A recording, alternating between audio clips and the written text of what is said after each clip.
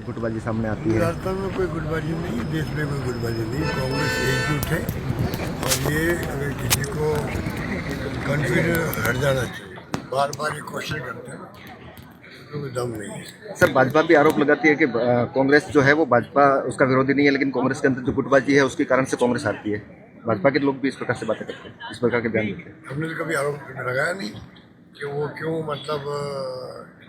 क्या फैसले करते हैं। हमने कभी कहा क्या? हमने कहा कि अभी चुनाव हुए राज्यसभा के, तो आपने राजेंद्र राठौड़ को टिकट क्यों नहीं दिया? हमने कहा क्या ये बात? सर, अगर अब मैं बात कहने की बातें बहुत हो सकती है उनके बारे में, हम तो कभी बोलते नहीं है।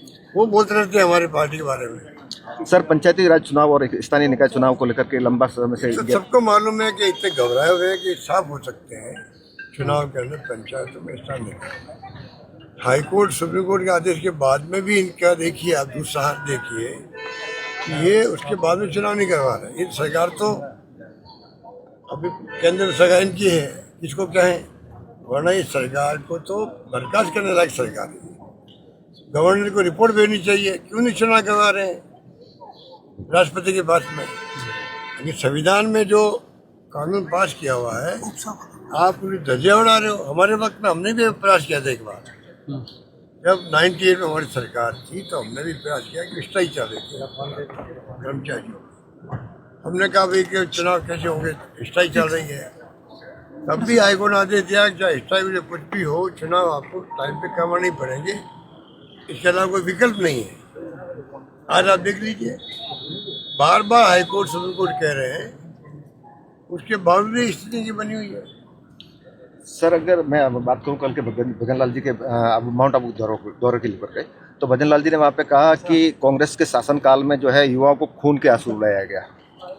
अब देखिए, भजन लाल की बातों को अब मुझे कहना पड़ेगा कि गंभीरता से नहीं लेना चाहिए, गंभीरता से मत लो, क्योंकि वो जो जब से मुख्यमंत्री बने हैं उनकी पार्टी के लोग ही उनके बारे में बातें बोल रहे हैं। जो मैं कह रहा हूँ कि हमारे काम होते नहीं हैं,